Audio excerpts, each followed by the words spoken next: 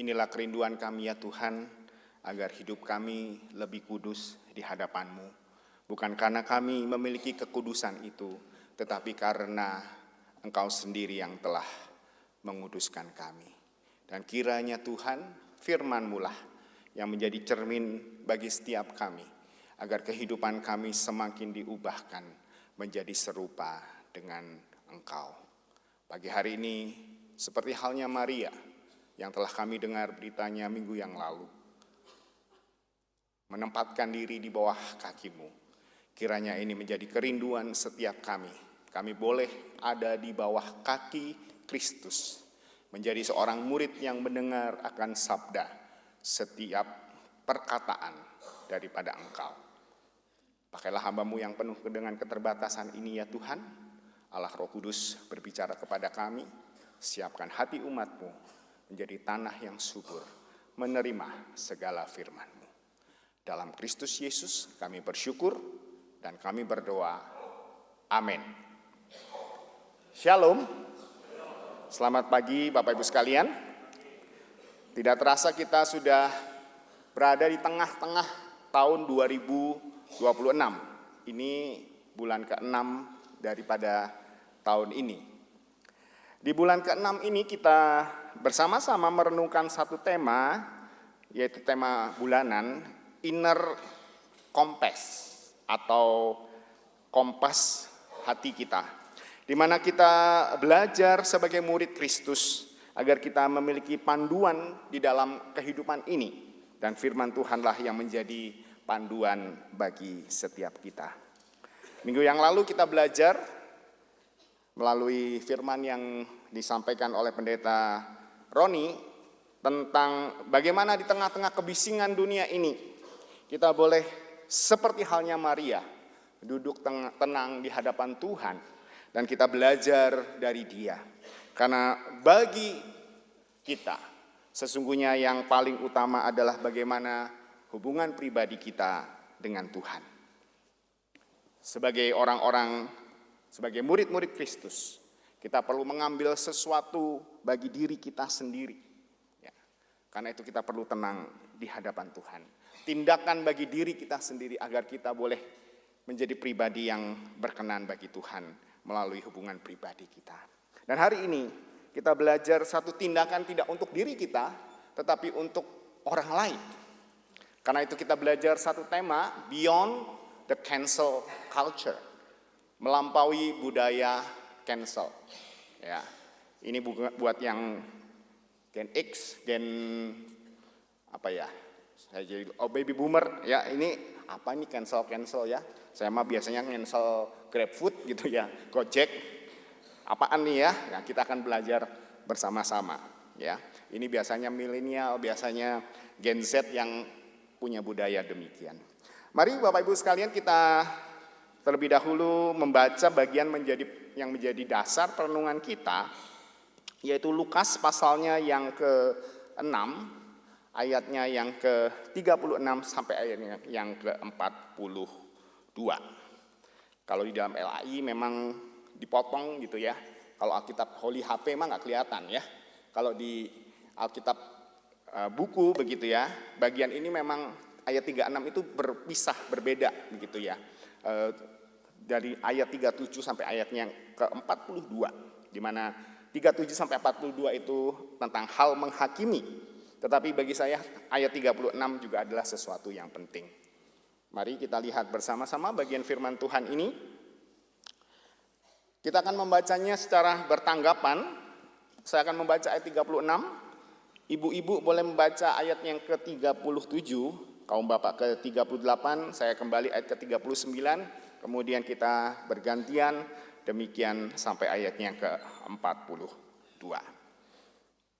Demikianlah firman Tuhan. Hendaklah kamu murah hati sama seperti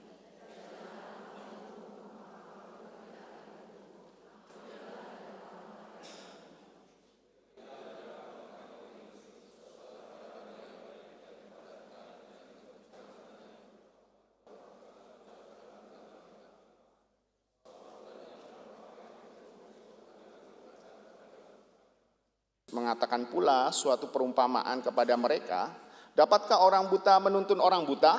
Bukankah keduanya akan jatuh ke dalam lubang?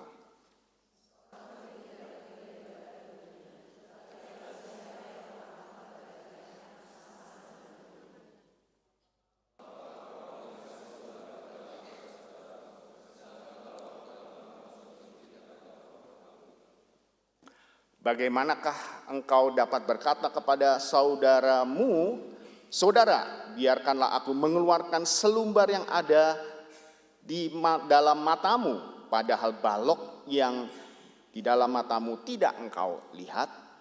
Hai orang munafik, keluarkanlah dulu balok dari matamu, maka engkau akan melihat dengan jelas untuk mengeluarkan selumbar itu dari mata saudaramu.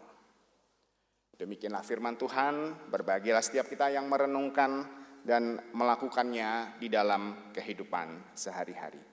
Bapak Ibu sekalian, di dalam bahasa Indonesia ada satu istilah atau ungkapan yang bagi saya cukup menarik, yaitu ungkapan ini. Main hakim sendiri. Ya. Bapak Ibu sekalian, saya coba membandingkan dengan beberapa bahasa yang lain. Dalam bahasa Inggris itu disebutkan main hakim sendiri itu diterjemahkan menjadi to take law into one's own hands. Panjang ya. Dan gak ada hakim-hakimnya begitu ya. Kata hakim gak ada di situ. Dan rupanya saya coba pelajari lebih dalam. Kata main hakim sendiri itu diambil atau diserap dari bahasa Belanda, ya, itu eigen richter spalen. Kebetulan kalau bahasa Belanda itu enaknya spellnya sama kayak bahasa Indonesia, ya. Eigen richter spalen, bermain sebagai hakim sendiri.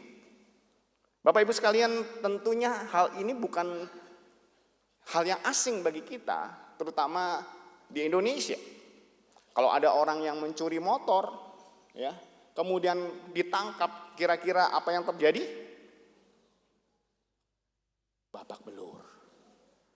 Ya, pencopet ketangkep. Ya. Jangan-jangan yang mukul duluan itu adalah komplotannya sendiri. Kalau ada yang berlaku asusila di sebuah kampung, apa yang terjadi? Digerebek di arak keliling kampung. Itulah main hakim sendiri.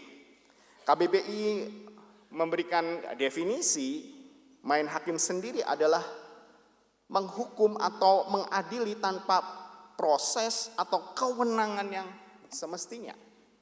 Seseorang, ya, ketika melakukan kesalahan, harusnya siapa yang menentukan dia salah atau benar? Seorang hakim. Dia harus dibawa kepada pengadilan supaya dia bisa dilihat benar atau salah.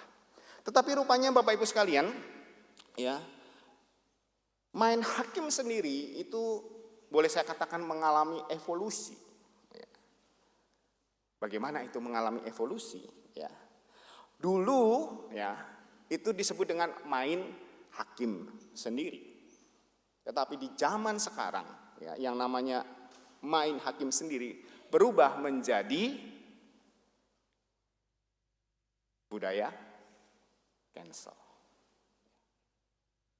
Kalau secara onsite istilahnya, ya, secara kehadiran, secara fisik itu kita bisa bermain hakim sendiri, tetapi di era internet ini, di era cyber ini, Bapak Ibu sekalian, ada yang disebut dengan cancel culture. Apa itu? Ya, cancel culture itu artinya adalah memberi label, mencela, menghapus seorang dari pergaulan secara instan, ya, dan tanpa memberi ruang untuk bertobat atau berubah. Ya. Kalau ada orang yang, ya, viral beritanya, ya, langsung para netizen, ya, SJW, ya, apa yang dilakukan? berkomentar ya semaunya ya. Bahkan mungkin ya ada orang yang akunnya diblok dan lain sebagainya. Yang dulunya dilakukan secara fisik sekarang dilakukan secara dunia maya. Bapak Ibu sekalian, inilah yang terjadi pada zaman ini. Tetapi rupanya kecenderungan untuk menghakimi, kecenderungan untuk menyalahkan orang lain, ya, kecenderungan untuk menilai orang lain lebih buruk daripada kita, itu tidak hanya terjadi pada zaman ini, tetapi pada zaman dulu, ya, ketika Tuhan Yesus ada di dunia ini, ya, para ahli Taurat, orang Farisi pun memiliki kecenderungan yang sama. Mereka juga melihat orang lain ya, dari kesalahan mereka, dari apa yang mereka perbuat, dan kemudian mereka, seperti yang saya katakan tadi, main hakim sendiri. Ingat kisah perempuan ya, yang berzina dan dibawa ke depan Tuhan Yesus. Hal ini bukan hal yang baru, tetapi dari dahulu telah terjadi. Yang oleh karena itulah Tuhan Yesus ketika itu di dalam catatan Lukas pasal 6 adalah ketika dia berada di sebuah dataran dan dia berkhotbah di sana. Kalau di dalam Matius kita tahu ada khotbah di bukit, ini adalah khotbah di sebuah dataran. Di mana Yesus menjelaskan berkhotbah kepada orang-orang yang ada di sana tentang bagaimana memiliki karakter sebagai murid daripada kerajaan Allah. Bagaimana karakter daripada murid kerajaan Allah yang sejati.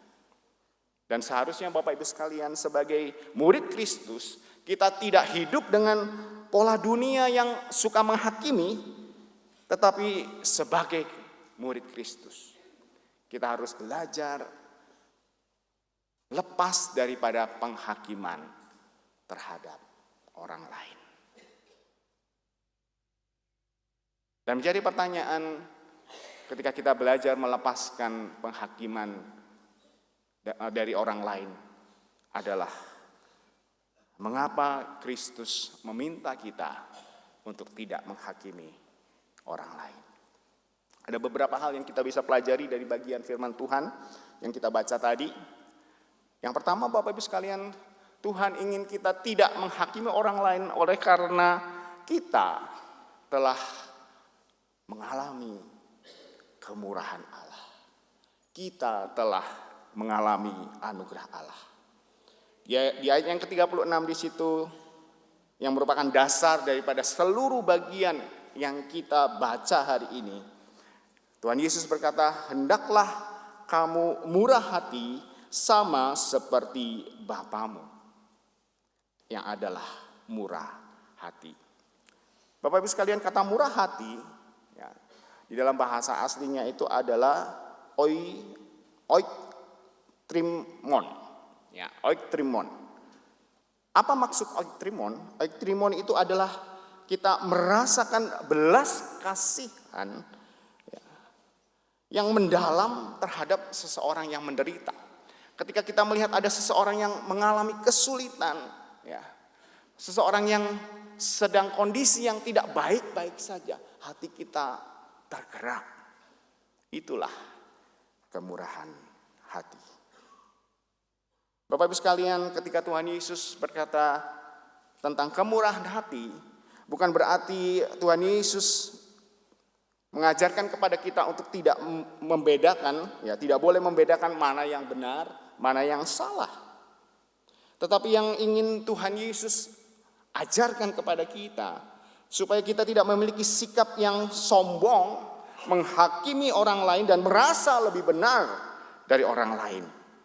Dan kemudian kita menempatkan diri kita menjadi hakim atas sesama kita. Karena itulah di ayat 37 kemudian Yesus juga melanjutkan, "Janganlah kamu menghakimi, maka kamu pun tidak akan dihakimi." Kata menghakimi krinon. Itu adalah sikap menghakimi yang memvonis orang lain dan menempatkan diri menjadi hakim atas mereka. Seperti kata main hakim sendiri tadi ya. Melakukan tindakan penghakiman di luar wewenangnya. Ya, Bapak Ibu sekalian, pada masa itu orang Yahudi sangat memahami konsep tentang Allah lah yang patut untuk menghakimi kita. Hanya Allah lah yang adalah hakim yang sejati. Karena itu Tuhan Yesus berkata, janganlah engkau menghakimi. Ya. Sedangkan ia mengingatkan juga bahwa hanya Allah yang berhak menjadi hakim yang tertinggi. Dan di ayat yang ke-37 ini, Bapak Ibu sekalian, ya, Tuhan Yesus juga mengatakan, ampunilah dan kamu pun akan diampuni. Kata diampuni di situ adalah apolio. Apolio memiliki makna membiarkan seseorang pergi bebas sepenuhnya dari tuntutan hukum. Kita tidak menuntut seseorang atas apa yang dilakukannya. Menjadi pertanyaan bagi kita, mengapa Yesus meminta kita untuk mengampuni? Jawabnya adalah karena kita terlebih dahulu telah menerima pengampunan daripada Allah. Jadi Bapak Ibu sekalian, kita mengampuni bukan karena orang lain layak untuk menerimanya, tetapi karena kita terlebih dahulu menerima pengampunan yang lebih besar daripada apa yang setelah kita lakukan. Perbuatan kita yang tidak berkenan bagi Allah terlebih dahulu telah diampuni dibandingkan kesalahan yang telah dilakukan oleh sesama kita. Dan lebih lanjut kita boleh melihat di ayatnya yang ke-38, di situ Tuhan Yesus berbicara tentang memberi. Ya. Dan di situ Tuhan Yesus berbicara tentang takaran yang baik. Sebuah alat ukur ya, untuk mengetahui gitu ya, mengukur entah itu gandum, entah itu minyak. Dan di situ Tuhan Yesus mengatakan dengan takaran yang baik itu, takaran itu dipadatkan, digoncang dan yang tumpah akan dicurahkan ke dalam ribaanmu. Maknanya adalah Bapak Ibu sekalian, sesungguhnya Tuhan ingin mengajarkan tentang hukum tabur tuai anugerah, yaitu Allah berkenan memberkati orang yang hidupnya di dalam kemurahan seperti halnya dia. Tuhan memberkati orang-orang yang memiliki kemurahan sebagai halnya Tuhan adalah Allah yang pemurah. Dan Bapak Ibu sekalian, sesungguhnya orang yang menerima belas kasihan Allah dipanggil pula untuk menjadi saluran belas kasihan bagi orang lain.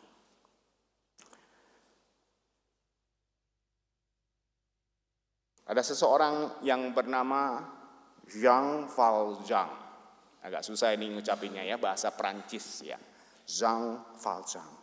Valjean adalah seorang narapidana yang hidupnya penuh dengan kepahitan. Satu waktu dia melihat keponakannya kelaparan. Dan dia melewati sebuah toko roti. Dan dia melihat roti itu. Dia mengambil roti itu. Dia lari. Celakanya ada polisi di belakangnya dan dia ditangkap. Dan kemudian dia dipenjara. Bapak Ibu tahu untuk mencuri sepotong roti berapa hukuman yang dia terima? Dia divonis 5 tahun penjara. Ya. Lebih besar dari koruptor di Indonesia. Tetapi ya, pada masa itu ya, ini di abad ke-18 begitu. Penjara itu bukan hal yang nyaman. Ya, mungkin sampai sekarang juga nggak nyaman lah ya. Kecuali penjara di Eropa katanya. Dan tempatnya kosong. tempatnya tidak nyaman, bau, kotor. Berulang kali ya, Valjean berusaha untuk melarikan diri. Dia lari, ditangkap, lari, ditangkap. Dari hukuman 5 tahun penjara menjadi 19 tahun. Wow, sepotong roti 19 tahun. Ya. Yang MBG berapa ya? Kita tunggu nanti pengadilannya. Dan ketika dia bebas, ya, tubuhnya begitu kotor, ya, rambutnya panjang, brewoknya panjang. Ya. Dia berjalan ke kota, dia melihat ke kanan ke kiri, adakah tempat dia bisa singgah? Rupanya ada sebuah gereja di sana, ya. Pastinya gereja Katolik, ya, karena di Prancis sebuah gereja Katolik. Dia masuk ke gereja itu. Seorang romo ada di sana. Romo itu menyambut dia, memberi dia makan roti, ya. Dan kemudian dia kenyang dan dia minta izin kepada romo itu, ya, untuk beristirahat. Dan romo itu mempersilahkan. Dan kemudian ketika romo itu lengah, dia melihat, oh ini peralatan makannya bagus-bagus ya, dari perak. Ya, wah kalau dijual lumayan, saya nggak punya uang ini. Dia ambil peralatan makan itu, kemudian dia kabur. Dan waktu dia kabur, ketangkep lagi. Memang nggak pinter melarikan diri ini ya, Valjean ini ya. 19 tahun di penjara dia nggak belajar. Ketika ditangkap, ya, polisi membawa Valjean ke hadapan sang romo. Dan kemudian mengatakan, ini orang baru keluar dari penjara, nyolong di gereja, nyolong barangnya romo. Bapak Ibu tahu apa yang dilakukan oleh romo itu? Romo itu tidak bilang, iya ini nggak tahu diri, udah dikasih makan, kasih tempat istirahat, masih nyolong. Romo itu bilang, Pak polisi, dia nggak nyolong. Saya kasihkan peralatan makan ini kepada dia. Oh iya, ini ada 2 nampan perak yang dia ketinggalan. Sudah nyolong ditambahin. Valjean kaget. Ya. Dulu saya nyolong, ya, sepotong roti, 19 tahun di penjara. Ini saya nyolong perak. Ditambahin lagi. Bapak Ibu, setelah mendapatkan perak itu, apakah kira-kira kemudian Valjean pergi ke gereja yang lain, ya, ketemu romo yang lain? Waktu dikasih makan, selesai kasih makan, ngambil peralatan makannya lagi? Jadi profesi ya. Ternyata tidak. Dengan bermodalkan, ya, peralatan makan, ya, dia menjualnya, kemudian dia mengusahakannya, ya, dan dia perlahan-lahan dia mengganti namanya, ya, dengan nama yang lain. Dan kemudian satu waktu, ya, dia terpilih menjadi seorang wali kota. Dia terkenal sebagai orang yang murah hati di kota itu. Dan ia terpilih menjadi wali kota. Mungkin seperti Ahok dan Shirley mungkin ya. Bapak Ibu sekalian, kisah ini tidak selesai, tetapi saya tidak akan meneruskannya.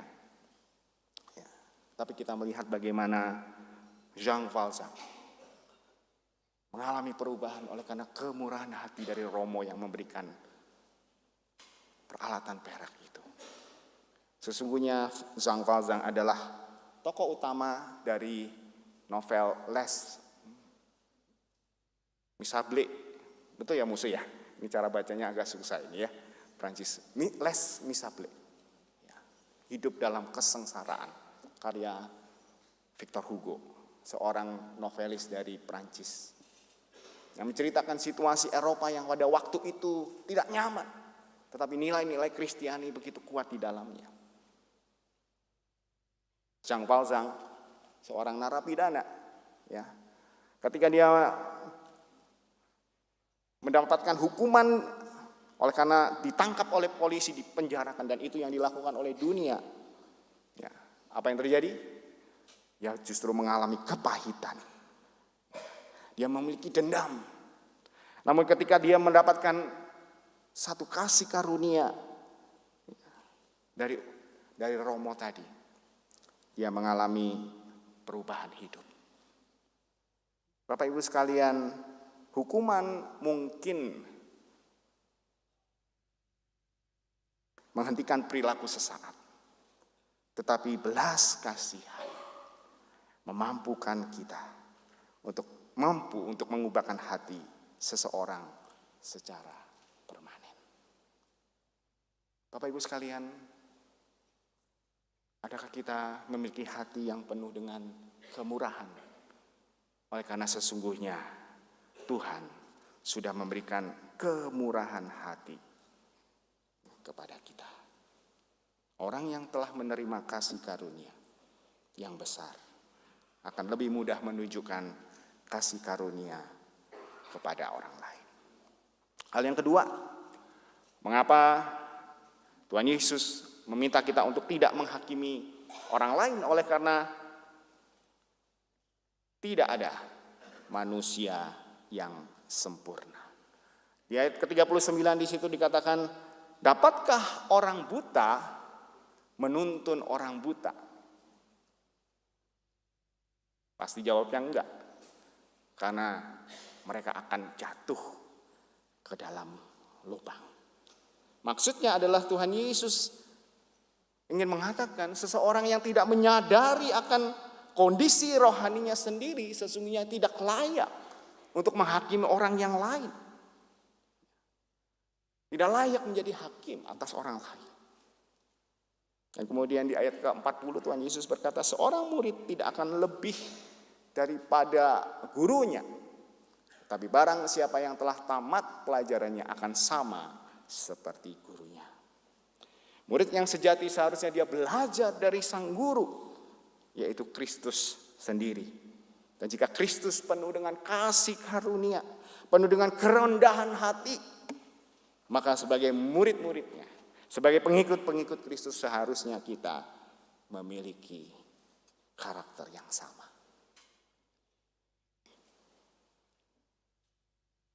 Kemudian di ayat ke-41 di situ Tuhan Yesus menunjukkan tentang ilusi kesempurnaan. Di situ Tuhan Yesus berkata, mengapa engkau melihat selumbar di dalam mata saudaramu sedangkan balok di dalam matamu sendiri tidak engkau ketahui? Selumbar itu seperti ini Bapak Ibu. Sepotong serpihan kayu. Ya, biasanya itu ya kalau kita lagi bersih-bersih ibu-ibu ya, bersih-bersih meja yang agak kasar, ada yang masuk begitu ya. Nah, itu selumbar. Ya. Sangat kecil. Dan mungkin tidak bisa dilihat. Ya. Perlu kaca pembesar untuk melihatnya. Sementara balok ya, itu adalah sebuah kayu yang besar yang biasanya digunakan untuk menyangga rumah. Bahasa Indonesia ada istilah yang sama ya. Apa? Kuman di seberang lautan nampak. Gajah di pelupuk mata, nggak kelihatan. Pantas nggak kelihatan orang gajahnya di depan ya. Tetapi Bapak Ibu sekalian, sesungguhnya Tuhan Yesus ingin mengajarkan kepada kita. Sebelum kita melihat kesalahan orang lain, lihatlah dulu kesalahanmu. Koreksilah dirimu sendiri. Karena itulah di ayat yang ke-42, di situ Tuhan Yesus menegur dengan keras, hai orang munafik, keluarkanlah dulu balok dari matamu. Maka engkau akan melihat dengan jelas untuk mengeluarkan selumbar itu dari saudara. Kata munafik itu ya, Bapak Ibu sekalian adalah hipokrites. Itu adalah gambaran seorang aktor sandiwara pada zaman itu yang biasanya pakai topeng. Sehingga wajah aslinya sendiri dia tidak terlihat. Itulah kemunafikan. Kita menutup wajah kita dengan sesuatu yang nampaknya baik. Seseorang yang secara rohani ya, di luar itu baik.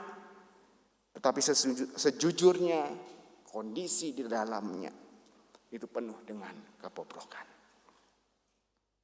Dan Bapak Ibu sekalian, bukankah sesungguhnya ya, pertobatan yang sejati itu ya, bukan dimulai dari kaca pembesar yang melihat kesalahan orang lain, tetapi dari sebuah cermin, yaitu firman Tuhan yang melihat bagaimana kesalahan kita, kerapuhan kita, ketidakmampuan kita di hadapan Allah.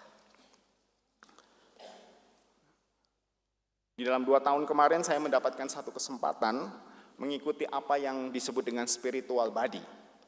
Spiritual body ini adalah sebuah pelatihan yang dilakukan oleh Sinode Wilayah bagi beberapa orang pendeta di lingkup GKI Sinwil Jabar untuk boleh menjadi mentor bagi para calon pendeta, bagi para pendeta aktif. Ada beberapa orang yang mengikutinya, ya. Awalnya cukup banyak, itu tahun 2024, berkurang 2025, berkurang lagi 2026. Dan di antara pendeta-pendeta itu, Bapak Ibu sekalian, pendeta saya adalah yang paling tua.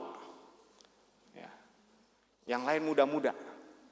Pendeta Klasis Priangan rata-rata sudah tua. Ya. Yang muda cuma pendeta Indra, kalau Bapak Ibu kenal. Pendeta Deborah yang beberapa waktu lalu berkhotbah di sini adalah salah satu juga yang mengikuti pelatihan ini. Selama 2 tahun kami mengadakan 3 kali pertemuan seperti yang ada di dalam foto ini. Ya.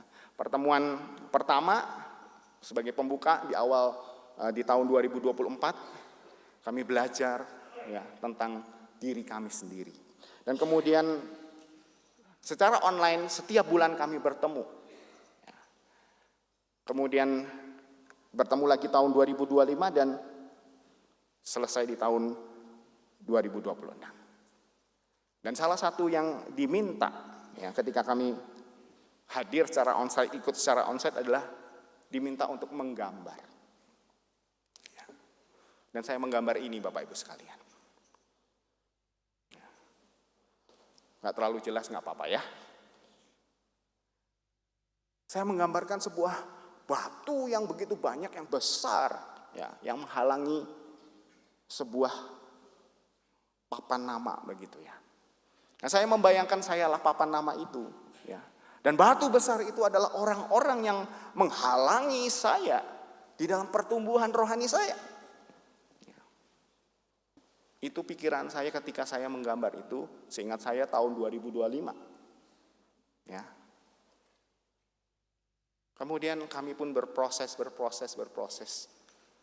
Di akhir pertemuan kami tahun 2026. Di akhir pelatihan itu saya baru menyadari. Sesungguhnya batu besar itu bukanlah orang lain. Batu besar itu bukanlah orang-orang yang menghalangi saya dalam pertumbuhan saya. Tetapi batu besar itu adalah diri saya sendiri. Kerapuhan saya, ketidakmampuan saya. Dan disitulah saya sadar, sebelum melihat orang lain, saya perlu belajar melihat diri saya sendiri. Dan itulah yang saya pelajari ketika mengikuti spiritual body itu. Di awalnya saya mengira saya akan menjadi seorang pendamping yang mengoreksi, ya, yang melihat kelemahan daripada orang lain, membimbing mereka supaya mereka menjadi pribadi yang kuat. Tetapi realitanya justru saya menyadari ya, di bawah terang firman Tuhan betapa lemah dan rapuhnya diri saya. Dan di situ saya diingatkan kepada apa yang Rasul Paulus tuliskan di dalam 2 Korintus 12 ayat 9. Cukuplah kasih karuniaku bagimu, sebab justru dalam kelemahanmu lah kuasaku menjadi sempurna. Sebab itu aku terlebih suka bermegah atas kelemahanku, supaya kuasa Kristus terus menaungiku. Saya menyadari kelemahan saya, dan disitulah saya menyadari kuasa Kristus lebih besar dari segalanya. Orang yang mengenali kelemahannya sendiri, itu akan menjadi orang yang rendah hati terhadap kelemahan orang lain. Disitulah saya tersadar akan diri saya. Hari ini kita diingatkan untuk tidak menghakimi orang lain, karena kita terlebih dahulu telah mengalami kemurahan daripada Allah. Oleh karena tidak ada di antara kita yang sempurna. Karena itu mari kita lihat bagaimana kita boleh mempraktekkan hal tidak menghakimi ini. Mari kita lihat bagaimana pola dunia dengan karakter Kristus yang harus kita bangun. Pola dunia dengan cancel culture-nya dengan karakter Kristus yang merupakan adalah kerajaan Allah. Yang pertama, janganlah kita mahir mencari kesalahan dan kelemahan orang lain, tetapi marilah kita mencari pemulihan dan mengedepankan belas kasihan. Ketika kita melihat orang sedang melakukan kesalahan, janganlah kita menghakimi dan memvonis dan menempatkan diri kita sebagai hakim yang tertinggi. Tetapi marilah kita belajar mengampuni dan melepaskan hak untuk menghakimi orang lain. Dan sebagai hasil akhirnya, jika dunia menyingkirkan sesama kita, sebagai murid Kristus, kita memberikan pengampunan, melepaskan pengampunan, dan merangkul orang lain. Dan mari kita juga mengevaluasi diri kita di dalam 4 aspek kehidupan kita. Baik kehidupan secara pribadi, di dalam keluarga, dan di dalam pekerjaan, dan di dalam pelayanan. Di dalam kehidupan pribadi, adakah kita lebih sibuk memeriksa kesalahan orang lain daripada kita mengintrospeksi diri kita sendiri? Adakah kita lebih cepat menghakimi daripada mendoakan orang lain? Di dalam rumah, adakah kita menjadikan rumah tempat berbelas kasihan atau menjadi pengadilan bagi kesalahan? Masihkah kita menyimpan daftar kesalahan daripada pasangan kita atau anak-anak kita? Di dalam pekerjaan, adakah kita memberikan kesempatan kedua kepada rekan-rekan kerja kita sebagaimana Allah memberikan kesempatan kepada kita? Ataukah kita justru mudah melabel sesama kita? Di dalam pelayanan, adakah kita menjadi anugerah yang membangun dan menjadikan Kristus yang lebih sering kita ungkapkan dibandingkan kelemahan orang lain di dalam pelayanan? Di dalam pelayanan ada istilah gospel. Apa itu? Gosip pelayanan. Ya, bukan gospel, lagu gospel ya, tapi gosip pelayanan. Ketika komit dilakukan, apakah itu menjadi tempat belajar firman Tuhan atau gospel? Ketika tim duka perjalanan ke rumah duka atau ke Cikadut, ya, sekarang udah jarang ke Cikadut ya. Adakah gospel yang dilakukan atau berbagi kehidupan kita? Adakah ini menjadi evaluasi bagi setiap kita? Hari ini Tuhan meminta kita untuk meletakkan palu kita, menjauhkannya dari diri kita. Karena di tengah dunia yang gemar melakukan budaya cancel ini, justru kita dipanggil sebagai murid-murid Kristus untuk menghadirkan kasih karunia-Nya. Di tengah budaya yang cepat menghakimi, kita dipanggil untuk menunjukkan belas kasihan kepada sesama kita. Oleh karena itu mari kita berhenti untuk menjadi hakim bagi sesama kita. Tetapi biarkan Roh Kudus menguji hati kita dan membuat kita berbelas kasihan kepada sesama. Bapak Ibu sekalian, bulan Juni ini sesungguhnya adalah sesuatu yang istimewa bagi gereja kita. Ada yang tahu kenapa? Wah, pintar semua ya. Kita memperingati hari ulang tahun gereja kita. Ya. Biasanya dilakukan minggu kedua, ya, daripada minggu kedua bulan Juni. Pertanyaan saya yang kedua, kali ini nggak ada hadiah ya, belum nyiapin. Lagian Musa nggak kasih contoh ya. Musa kasih hadiah, nanti lain kali saya kasih hadiah lagi. Ini ulang tahun yang keberapa Bapak Ibu? Wah, pinter lagi ya, 77. Pertanyaan saya, ulang tahun anugerah itu kapan sih? Yo. Hah? 10 Juni? Ya. Salah. Ada yang mau coba yang dari atas, yang di atas? 6. Ya. 6 ya Pak Anton. Salah juga. Anugerah hari ulang tahunnya itu unik. Karena ada 2 tanggal Bapak Ibu. Ya. Yang pertama itu adalah tanggal 8 Desember 1949. Yang satu lagi adalah tanggal 7 Juni 1968. Tanggal 8 Desember 1949 ya, gereja kita itu dapat stambat gitu ya, hukum ya, punya kekuatan hukum ya, dengan nama Chinese Christian Church, CCC. Kalau bahasa Mandarinnya Chunghua Jitu Jiaohui, ya, bahasa Hokkien Tionghoa Kitu Kaohui, CCC. Itu tanggal 8 Desember 49. Tetapi tanggal 7 Juni 1968 CCC berubah menjadi Entientang, GKI Anugerah. Kedua tanggal ini menjadi tanggal yang baik bagi kita, makanya digabung ya. 49 untuk tahunnya ya. Tanggal 7 Juni itu menjadi hari peringatannya. Dan bagi saya Bapak Ibu sekalian ini cukup menarik ya. 77 tanggal 7 ya. Harusnya minggu lalu ya diperingatinya ya, tapi nggak apa-apa lah ya, telat seminggu ya. 7 itu adalah angka apa? 7 itu adalah angka sempurna. Manusia diciptakan 7 hari. Enggak, 6 hari ya. Di hari ke-7 Tuhan beristirahat, memberkati. 7 itu adalah angka sempurna. Apakah anugerah sudah sempurna? Hah? Belum. 7-nya 3 kali lagi 7.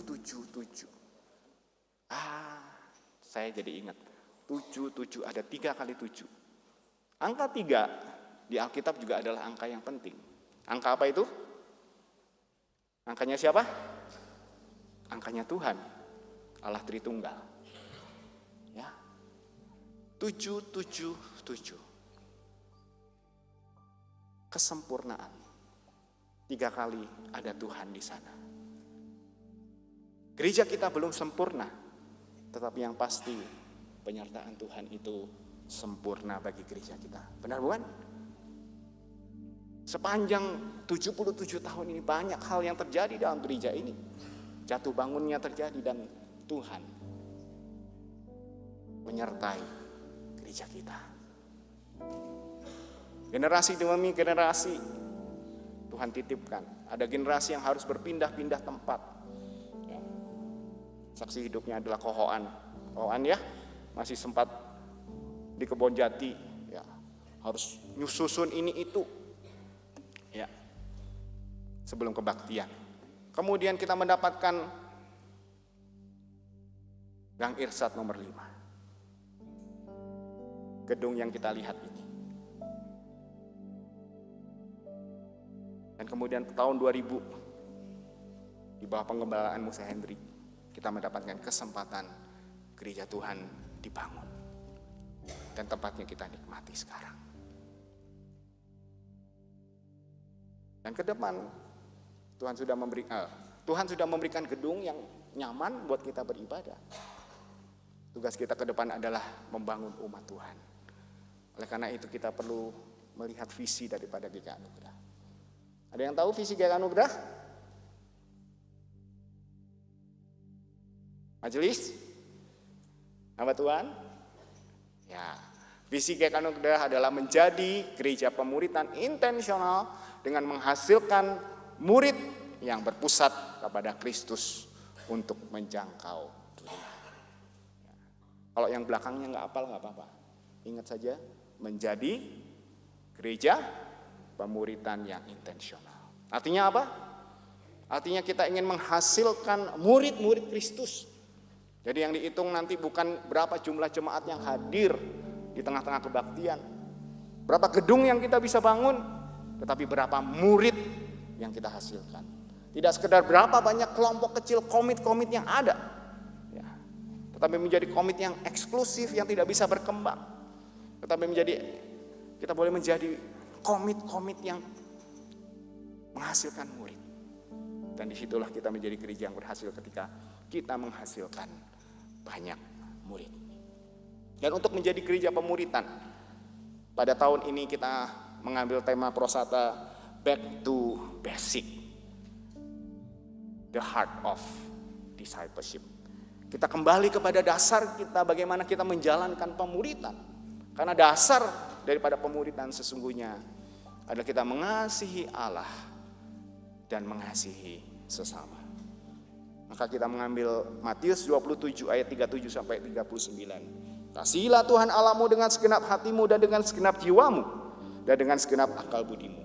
Itu hukum yang terutama dan yang pertama. Dan hukum yang kedua ialah kasihilah sesamamu manusia seperti dirimu sendiri. Mengasihi Allah artinya kita rindu melakukan apa yang menjadi kehendak Allah. Mengasihi sesama artinya kita melayani, kita menumbuhkan satu dengan yang lainnya. Dan kiranya ini boleh menjadi perjalanan kita di tahun ini. Beberapa waktu yang lalu hamba Tuhan berkumpul bersama, berdoa, merenungkan apa yang Tuhan titipkan bagi tahun yang akan datang. Tahun yang akan datang kita memikirkan satu tema, ya. Kita masih merancangkannya dan masih menggumulkannya di dalam doa, yaitu flying information. Terinspirasi dari burung yang terbang bersama. Karena satu hal, ya, yang menjadi pergumulan gereja, ketika gereja tidak bersatu, gereja tidak sehati, tidak sepikir, ya, gereja tidak akan maju. Gereja sulit menghadapi tantangan. Oleh karena itu untuk kesatuan hati kita memikirkan untuk flying together. Ya. Di dalamnya kita saling mendukung dan saling, ya, mengoreksi dengan kasih, saling menopang dengan kerendahan hati. Namun demikian jika ada seekor burung yang terus-menerus mematuk atau mengganggu, menyerang burung di sebelahnya, tidak mungkin dia bisa terbang bersama. Karena sesungguhnya ketika terbang bersama ada satu kekuatan bersama, ya, yang mendorong sehingga mereka boleh terbang dengan lebih mudah dan lebih cepat.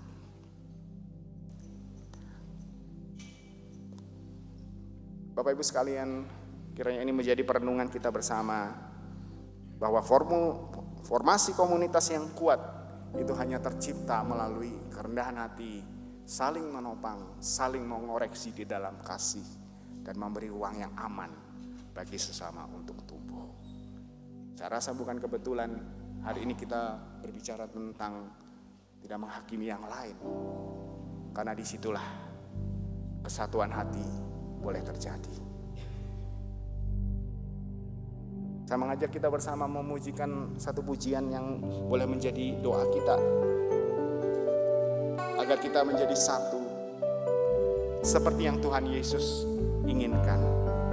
Karena itulah doa yang Tuhan naikkan sebelum Dia disalibkan, agar kita menjadi satu, dan disitulah nama Tuhan boleh dipermuliakan dan orang-orang tahu kita adalah murid-Nya.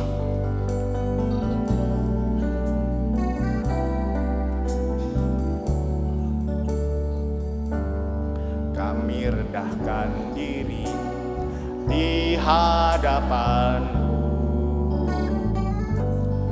membawa hancur hati saat berseru, agar kami saling melengkapi tubuhmu, seperti kau dan Yesus adalah satu. Kami rendahkan diri di hadapan, membawa hancur hati saat berseru, agar kami saling melengkapi tubuhmu, seperti kau dan Yesus adalah satu. Mari kita bangkit berdiri, kita katakan, jadikan kami satu, seperti kerinduanku, agar dunia tahu bukti nyata dari kasih-Mu. Sebelum kami pergi memberitakan kasih-Mu,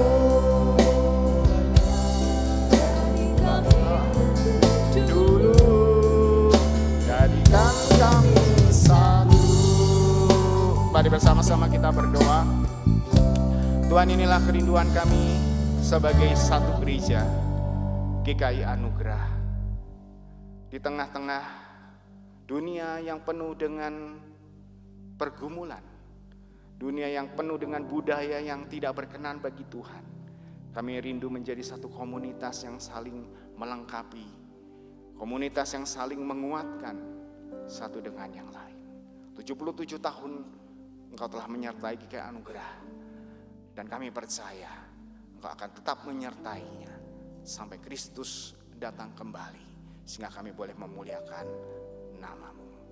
Jadikan kami satu. Jadi